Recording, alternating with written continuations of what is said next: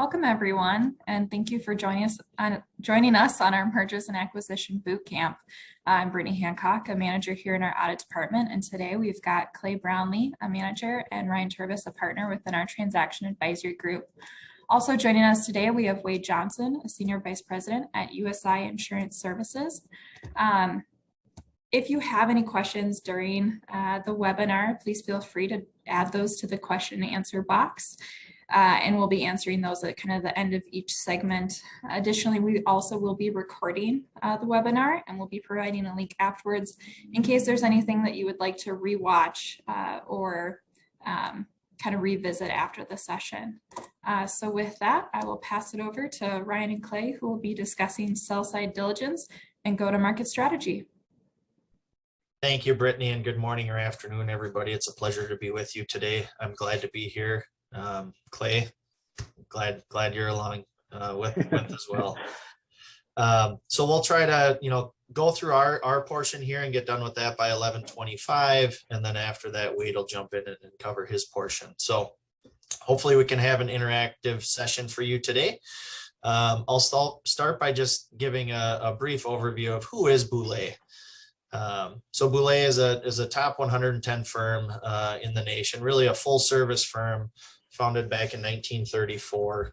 We are a member of Prime Global, which allows us to have an international outreach as many of our clients have international business operations. And we have seen an increase in the number of transactions, both buy and sell side, on an international basis as well.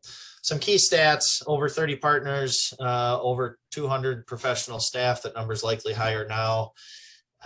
And then as well as many offices throughout Minnesota and Naples, Florida, as well as home offices of our employees all throughout the country.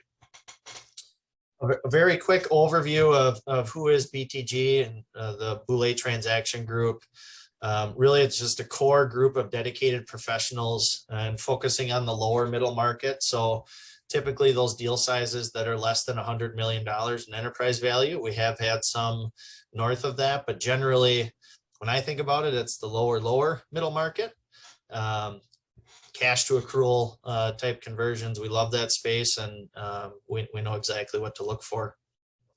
Things that the BTG group is generally working on, both buy and sell side due diligence. The portion of this webinar today, part 3, is going to be focusing on the sell side and the go-to-market strategy. Transaction group also focuses on ESOP, ESOP consulting, business valuations, and then financial modeling. So this next slide really just kind of goes into more detail on what does the transaction group do. Again, we're going to be focusing mainly on the left-hand side here today. Our first portion of this webinar covered buy-side due diligence. I think you'll find when we talk through sell-side, many of the procedures that we're doing once we get to the actual due diligence portion are very similar. It's just a little bit different strategy on before we're engaged and making sure that we, as in the sell side team, are all on the same page as we work towards going to market. Brittany, let's go to the next one, and then I'll transition it to you, Clay. Yeah, I'll jump in here. And as Ryan mentioned, we're a full service firm. So, not only BTG, but our audit and tax group assist in buy side, as well as post-close accounting, and then often providing audit and tax services to our clients who recently closed the transaction. And then whether it's a legacy client or a client that is reaching out with needs on the sell side, we always recommend reaching out early as you're starting to consider that process, so that we can really talk through what is the scope for you. There's depending where your company is at in its life cycle, that can really impact the timeline and what your needs may be, that we can help with in preparing you for assisting in that preparation for sale. We can jump over that next slide. So, thinking of what are some things that you got to start thinking about and that we help through. Engaging us is typically going to help expedite that process and smooth out. What we're trying to avoid is getting under an LOI with a buyer, for example, at a enterprise value set on some EBITDA that in turn ends up changing, resulting either in an extended timeline, killing the deal, or any other issues. And so really that's always a high priority item is normalizing EBITDA, working capital, identifying those potential deal killing issues, whether that's on the tax side or on the financial statement side. And then really throughout that process, we're there to be advisors. Oftentimes, when a buyer comes in, they're going to be engaging someone like us to really dig deep into the financial statements and propose tax structuring for the deal. And so, we're there to serve as an advisor to our client to really explain to them, what these things mean and how they impact them. And I think, Clay, it's important to point out that appropriately pricing the deal. So if back to our first session on the webinar, if we come in as a buyer and we see that EBITDA is higher than what the seller is presenting, we're likely not going to go back to the seller and say, hey, by the way, EBITDA is higher than what you told us it was. We're going to give you more of a purchase price.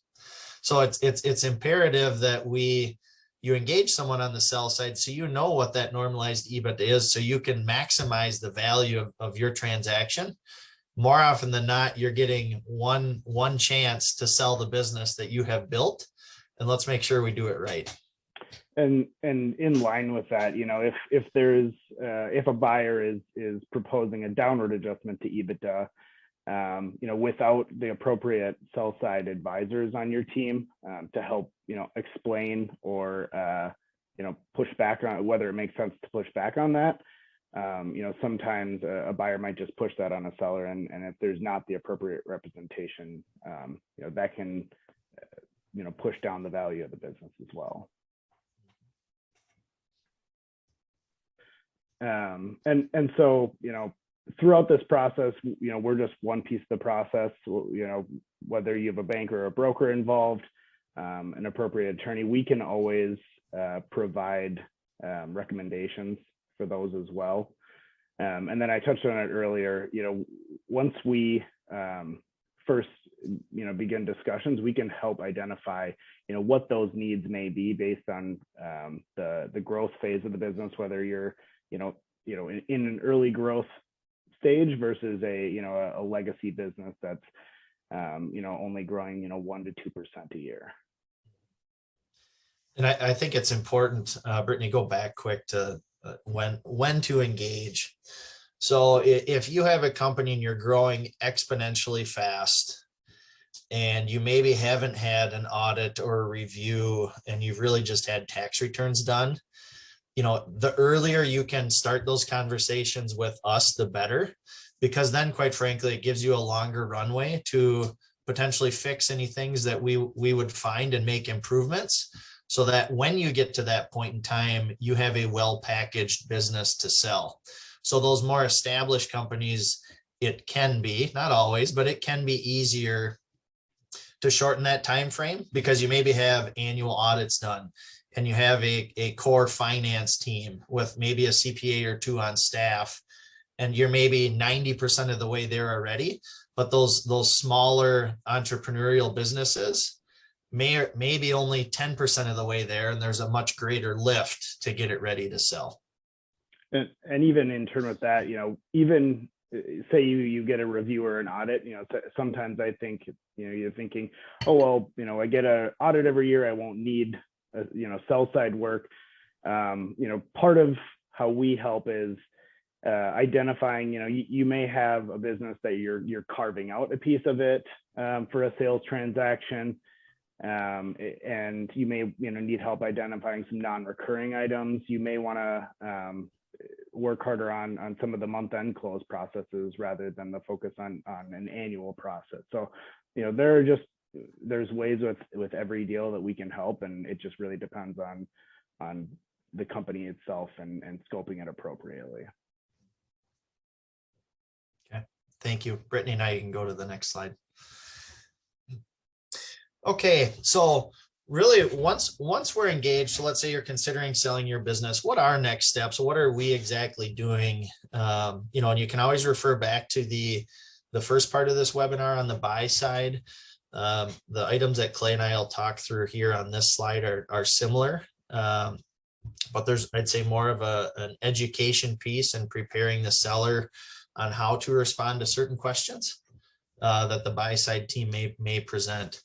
So once we are engaged, it's very imperative that we understand the timeline and determine the key dates. So let's use an example.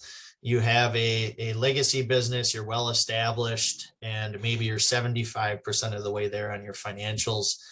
You've already had conversations with an investment banker. So they're on board, and now you're trying to identify who that CPA firm is that's going to do that sell side due diligence. We like to understand the process on when do you plan to go to market, when are IOIs due, when are LOIs due, so that we can try to plan our engagement accordingly while factoring in the strong backlog that we have, so we can keep that process moving as fast as possible for you. Clay, you just want to touch on, what types of things are we requesting from the seller, and how do we use technology to get that information, and then how do we stay in communication with the seller during that maybe first 2-week period once we're engaged? Yeah, so right when we get engaged, some of our first steps will be putting together that request list, which is really going to be customized to the business. But some basic items that are, across all businesses are going to be those monthly financials, detailed ledgers, payroll information, employee handbooks, really just helping us understand the financial picture of the business. And then from there, we dig in a little bit, but we want to have a conversation with management and really learn more about the business, the historical accounting practices, and how we can work together to put together a deliverable for to meet that timeline that Ryan's talking about. Mm-hmm. And it's active communications, right, along the way. Yep, exactly. So I think that's an important piece is throughout that process, things are changing always. And so just staying in touch, from start to finish, and, even through, once we get to those LOIs and, buyers engaged, really keeping us in the loop on the process so that, we can make sure to assist throughout. Mm-hmm.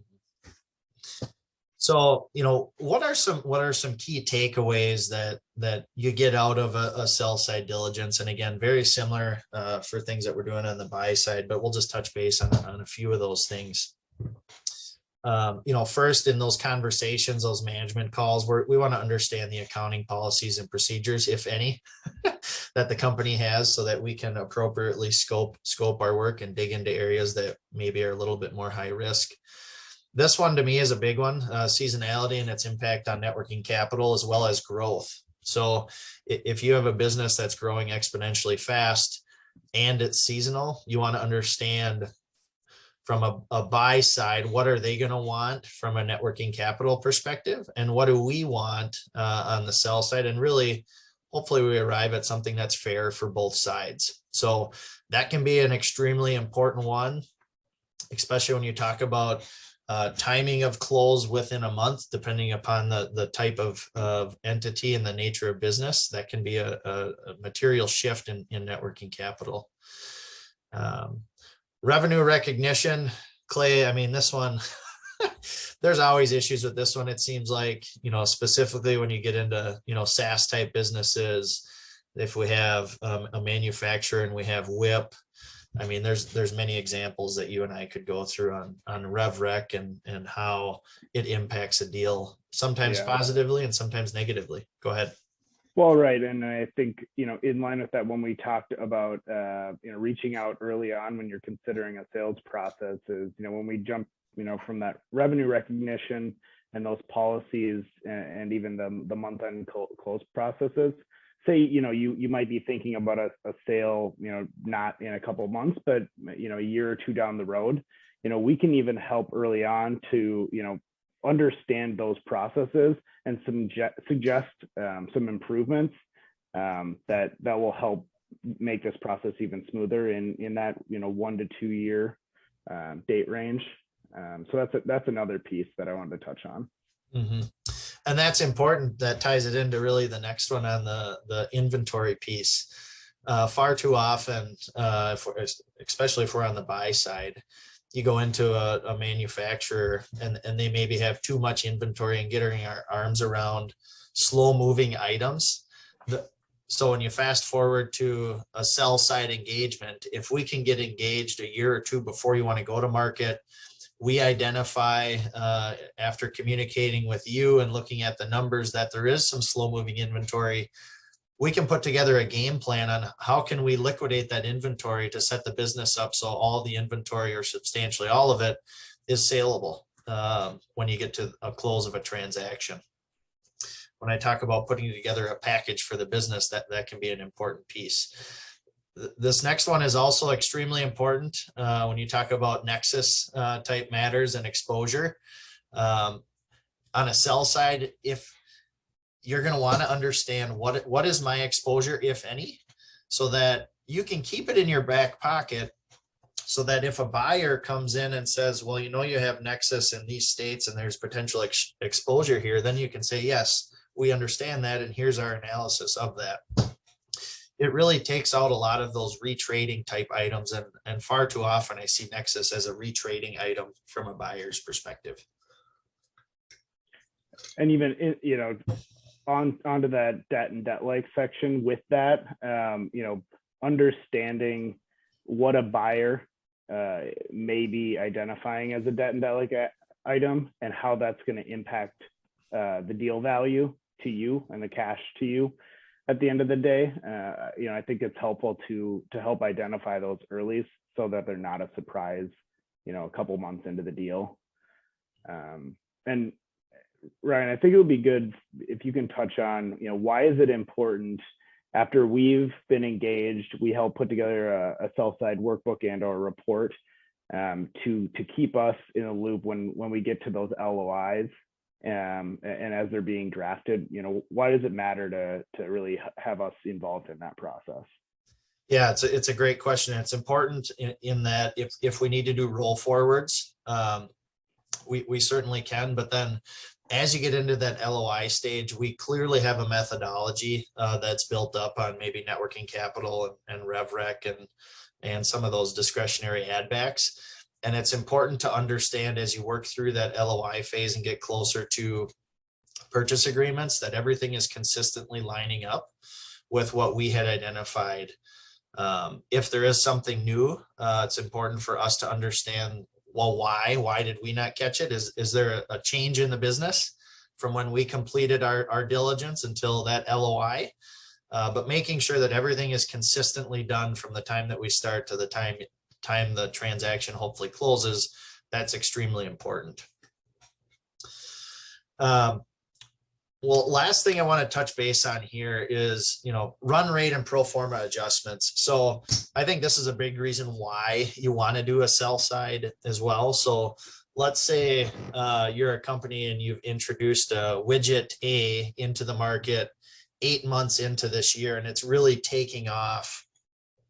Or we saw a lot of run rate type stuff during COVID where, COVID significantly impacted some businesses positively and negatively.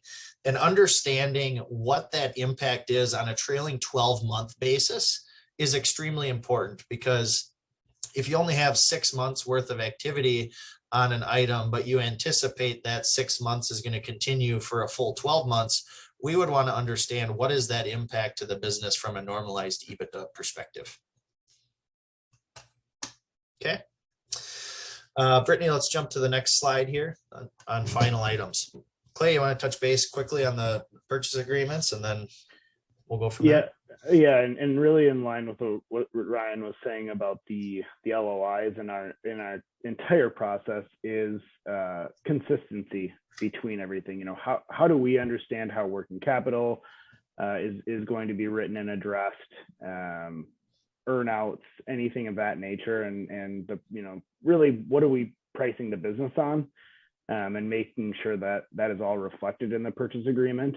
You know, same on the buy side, we really, you know, recommend doing this, you know, allowing us to review them as well, just to make sure that these financial definitions and schedules are lined up with, you know, everything that we've been communicating to our clients, and that, you know, we put into our work, just so that, you know, there's no surprise when we get to close.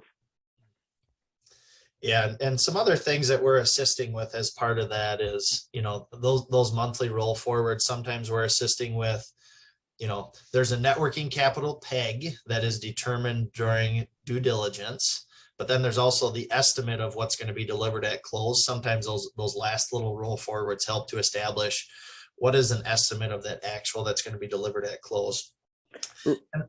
Ryan, on that note, you know, I think maybe expanding on, you know, what is a monthly roll forward? What does that mean for Sure. our work? And really, what is the deliverable, and how does that change?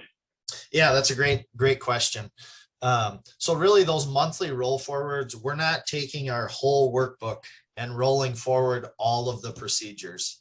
Generally, I say generally because it can be different on each engagement, but generally we're just taking the most recent internal financial information and rolling forward our methodologies to determine net working capital and normalized EBITDA.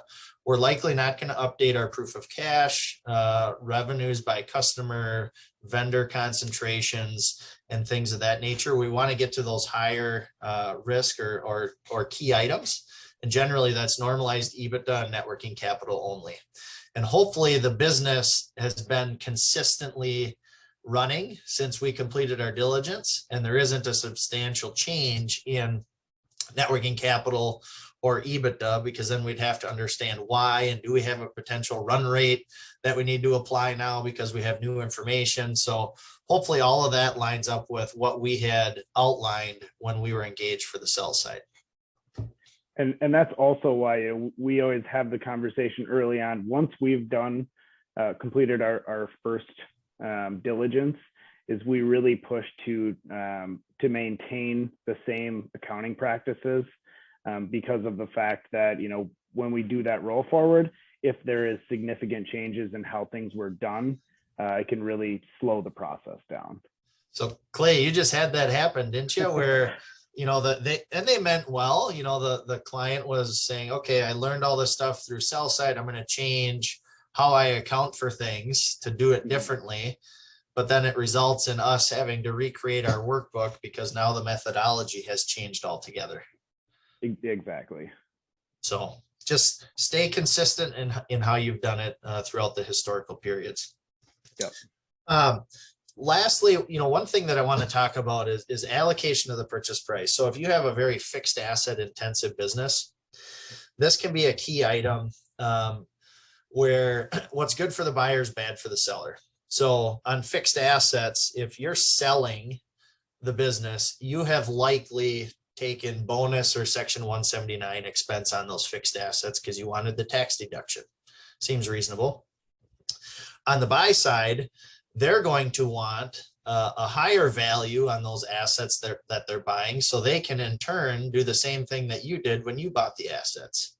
So you're going to want the value to be as low as possible if you're selling. The buyer's going to want that value to be as high as possible. Generally, you want to arrive at what is the fair value of those fixed assets. So an independent appraiser can help you determine that. But really, why it matters for the seller is you can have depreciation recapture on the value above and beyond your net book value, which is taxed at ordinary income rates versus long-term capital gains rates. So that can be a pretty big number. And generally we see some negotiation going on and making sure you understand why the buyer is asking for something and how it impacts you is extremely important, because it can impact your net cash that you're going to realize out of the transaction. And with that, Clay, anything else? Otherwise, I think we're at the end of our portion and want to open it up for any questions.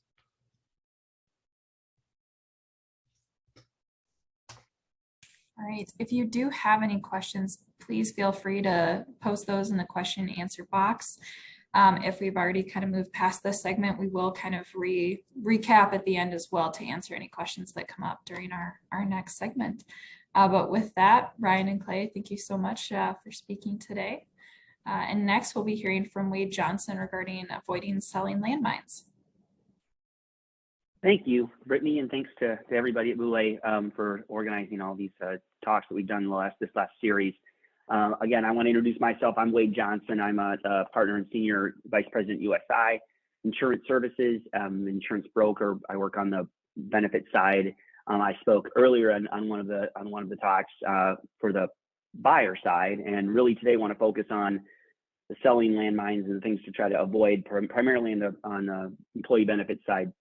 Tamara, my partner on the property casualty side, spoke last time a little bit about, again, our practice in the private equity space and M&A space. That's really where Tamara and I do a lot of our work. And as you hopefully probably gathered through listening to Ryan and Clay, one of the biggest landmines I'm gonna talk about today really is partnering up with the right people, because so many of these landmines are things we've uncovered just by pure accident or bad luck, depending on how you want to look at it. But I think that's the one thing that I'm going to talk through a lot through my slides today, is really finding a partner. I mentioned that on the buyer side, but again, you have to remember that on the sell side, you know, the buyers might do this on a more regular basis. You know, they might be a private equity group or an M&A type arrangement, or a larger company who's used to acquiring people or businesses. They have a team of people that they trust, that they have probably used before. If you haven't gone through that on the sell side, you want a team that can match their team, because as Ryan and Clay kind of alluded to, you know, they're trying to, you know, make your business potentially worth a smaller amount than what you want. You're trying to maximize everything you can and avoid all these landmines and all these problems that we've all kind of uncovered. And so my first advice is going to be, try to find, you know, team members and partners that have gone through some of these things that can help you way ahead of time and early engagement, that kind of stuff. So you can go to the next slide, Brittany, but that's kind of where I'm going to start off with. I just wanted to tell you that. Really, I'm going to talk about four primary things. This is just a brief outline. Be prepared is the biggest one. So we can go on to the next slide, Brittany, but this is my Boy Scout motto for the day is be prepared. This is something that I think people, again, both Ryan and Clay talked about this. If you think you might sell, whether that's today or, you know, 2 years from now, it's never a bad thing to try to start this process or these conversations way ahead of time. Find out who your partners are, that can be your centers of influence or whatever, that can help you prepare as early in advance as you can. Sometimes things come up, people approach you, business opportunities arise. We all have gone through many last minute type deals where we're all duct taping it together. But I think it always helps the seller to be prepared. It helps you more than it helps the buyer in that equation, I would say. A couple of things specifically as it relates to employee benefits and the insurance side. These are the types of things that they are going to, that the buyer is going to want. They're going to want 2 years of data on all of your lines of coverage. They're going to want past renewal data. They're going to want what kind of communications do you do to your employees, legal documents, discrimination testing, all of these things that you know, you might think you have, or you could always reach out quickly and get, but it oftentimes takes a lot longer. And this is just on my little scope of the world that I deal with in the mergers and acquisitions area. So I think as a seller, most of this data are things that your insurance broker might have available, but there are times when you might not want to engage your benefits broker or your property casualty broker. It kind of depends on the relationship you have with them. So do you have these things readily available? How easily can you get them? Do you know where they are? Things is real brief. We've run into some issues where people didn't have real basic things from a compliance perspective, like 5,500 forms and filings and things like that. Those things you maybe assume you have taken care of, and maybe because of growth, the laws have changed and the rules have changed from an accounting perspective. And so that's why working with people like Ryan and Clay way ahead of time can really help you dodge some of those bullets that you didn't even know were bullets that were coming. That goes to the next slide, which talks a little bit about the process we go through specifically, which is we have a very, very large, basically due diligence request list or audit.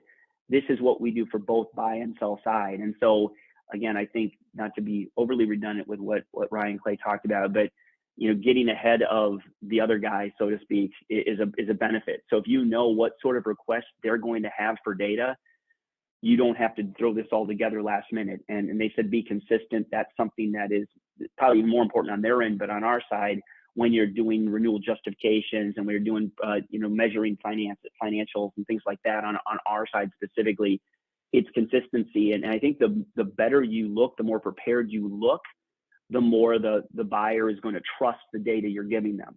So they're not waiting for last minute pieces of information, that sort of stuff. It's very, very beneficial to do that. So again, this is something that we go through with each one of our clients to say, okay, do we have all these things? We do this on a regular basis for our clients, even that aren't going to go through the sell side, but having these things readily available is going to help you. You can go on to the next slide, Brittany.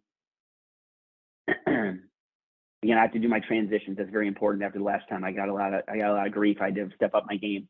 So the financial considerations, again, some of these are real obvious, but some are things that people tend to forget.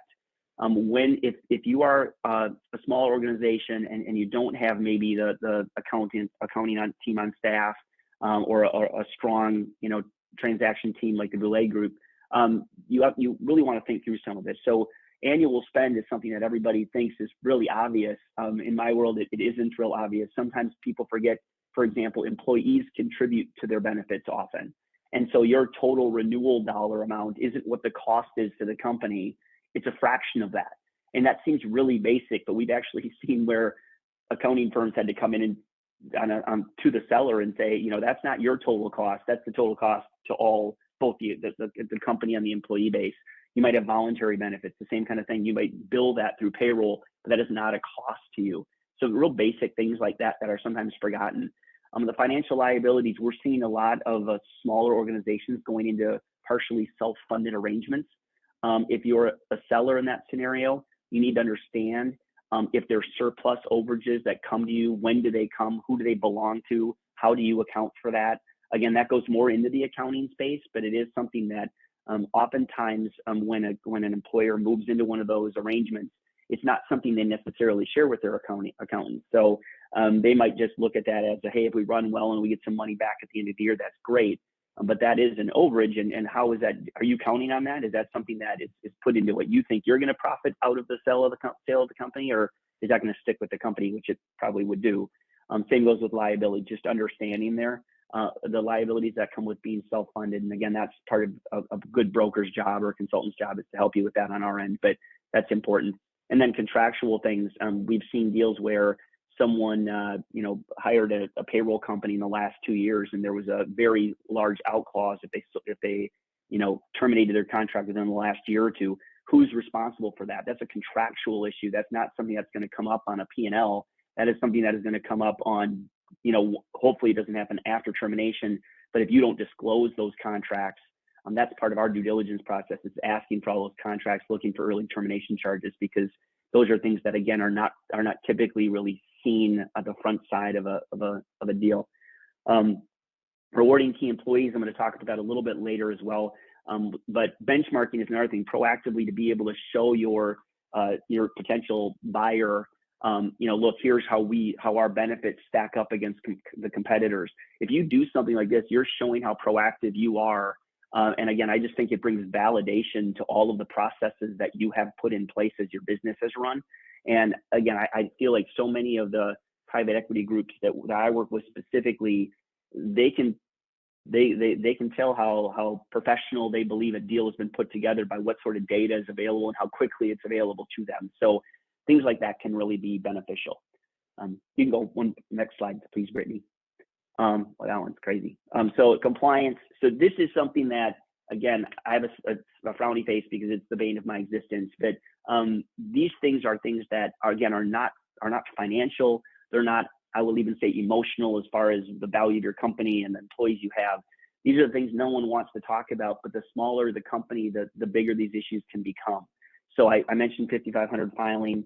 That's something that shockingly people, once you hit 100 employees, a little segue into this, that oftentimes people might have 105 employees, but they only have 80 of them on their medical plan. And they say, oh, we don't have to file a 5,500 because we only have 80 folks on the plan. Well, the problem is if you have an employer paid life insurance plan, like a small flat dollar, $50,000 life policy, that's for every employee, which means you have to file the 5,500 on that particular plan. Many folks don't do that, don't know that. They always look at how many are on the medical plan. That's kind of, I think, a person's financial reaction because that's the largest cost. So things like that are big. Discrimination testing. We had one group where they only let their highly comped employees participate in their HSA plan. That is a no-no in the world of compliance. And so they had to do some level setting that was costly or have some taxation issues to their key employees, which was not what they wanted to do.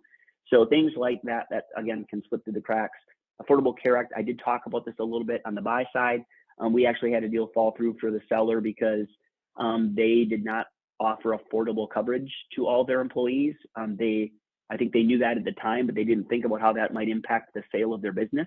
Well, when they went to sell the business, the buy side looked at it and said, the liability that those employees bring, not only from a financial cost going forward, but potential liabilities for kind of prior sins, so to speak, they didn't think was worth it. So that one deal actually killed an entire deal, which is really sad.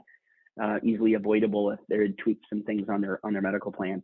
And then the SPDs, SPCs, that's just all the acronyms that we all throw out for all the paperwork that people get that you all see during open enrollment when you enroll in your medical plan. So it's just making sure you're doing the right thing. And those are things that, again, a serious buyer that has gone through it before is going to look for some of those things and really try to kind of hold you accountable to that, and might even try to lower the valuation or kill the deal if it's not there. So compliance is something that it's scary, but have a partner that understands how to navigate that, how to prep. You can get through it. It's not that hard as long as you have somebody that knows what they're doing to kind of help steer, drive the bus there for you. You can go on to the next slide. Thanks, Brittany.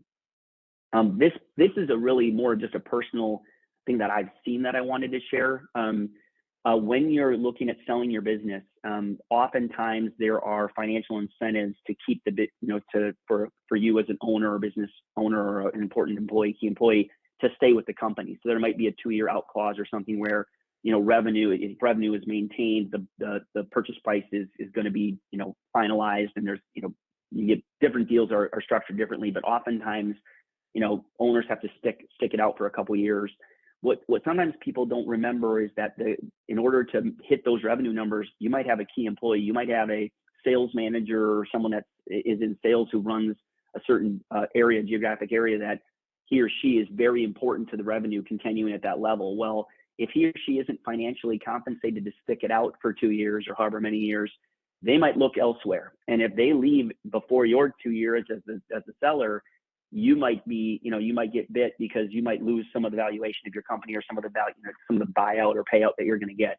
So we've seen some really interesting structural things done where you can even proactively think, do we want to give 1% ownership to one of these people or something like that?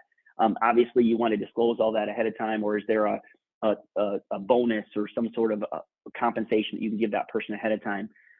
That's a big piece of it. The other part is healthcare. It becomes a big deal to owners for post-close, and if you're going to sell before the age of 65, oftentimes sellers try to bundle their health insurance into the sale of their plan. Be careful about that because that cost can be great. And what I mean by that is, let's say you have if you're an owner of a company and you have some medical issues, or you or your spouse have medical issues, and it represents a large claim. It might be an $80,000, $100,000 claim for things like MS or something like that. Well, if you're going to stay on their health plan, if they're self-funded, that they're going to look at that as a $100,000 spend. And so obviously they don't always know these things, but those are just things to kind of think through. The Affordable Care Act did some things to make it a little bit easier to get health care outside of a group plan. but there are additional costs that come with that. So you can structure a deal so that you still are compensated to get health insurance, but you maybe don't represent the financial liability you might be representing to a potential buyer. So those are things to think about. On if you did have a separate employment contract with a key employee, how is that going to continue? Is that going to be grandfathered in?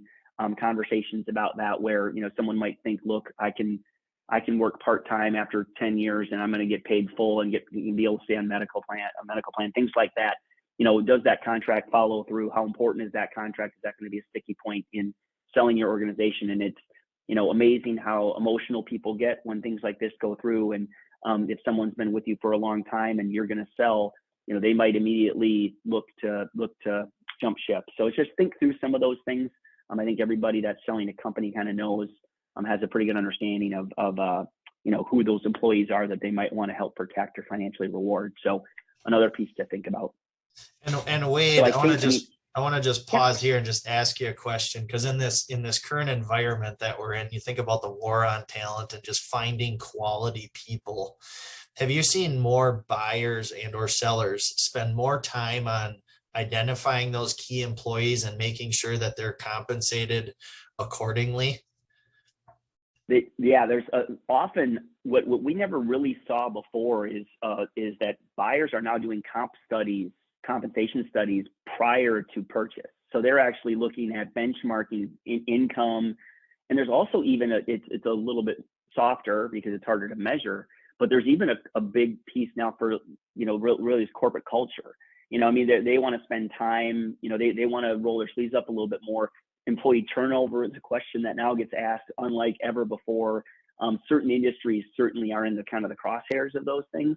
But, I think that it is using benefits and compensation as a hook is a big benefit to potentially a target company, but it can also be a takeaway. When I talked a little bit on the buy side, doing the comparison of, I'll say parent company benefits versus the target company benefits becomes a big issue. But it used to be more a financial question. Now it is also more, do we feel like the parent company's benefits are lesser? And are we worried that by doing that, we're going to see a loss of talent that's going to flood, that's going to leave, the floodgates are going to be open. And that valuation of talent it's becoming a much harder thing to measure, because it's not just compensation anymore. It's comp and it's benefits, and how are those two things tied together. A retirement plan is a big deal too. If it's an ESOP or something like that, certainly you guys know more about that than I do, but that is a whole different discussion on how are we going to transition, stock holders and, into valuation on that, if they're losing that sort of hook. So, it's a great question, Ryan. It's becoming in this marketplace, the turnover conversation and just again, total comp and corporate culture, a big thing is, even, I know this seems, it isn't really directly in the benefit space, but working from home, how valuable is that? Does the parent company allow it? Does the target company allow it? What does that look like? And that goes even to lease space and how, they look into corporate lease and buildings. And so those things are changing a lot in this marketplace that I think the private equity and M&A space, they're almost a little bit behind in that space, I would argue, versus our privately held companies that are thinking a little bit more frontal about that. And so, they're having to kind of adjust some of their expectations. And again, compensation studies is a big part of that now. It's a great question. I think you can go into the next one, Brittany. I think in general, that's really kind of it on our end. I think as we talked about before, Tamara was on last time on the property casualty side. I'm on the benefit side of things. I will just say it one last time. You're probably gonna all get sick of hearing it, but the idea of finding a team of people that can help you through this process is the most vital thing. People you can trust, people that you can engage early. Obviously we would love to be that at USI, but even if we're not, my advice to you is to make sure that whoever you work with in that space, whether it's property casualty or employee benefits, is someone that understands. If you ever are thinking about selling your business, having someone that understands how it impacts each part of your business, I think is just going to be vital. It's going to make you sleep a lot better at night. And it's amazing to me how much more value the buyer puts on things when they think you are running the business in an efficient way, and that you kind of know what you're doing, not just on, making widgets or selling widgets or whatever your company does, but on running your business. And that part is, I think, something that smaller organizations especially, are so busy on making profit and all the things that are the most important thing of running a business.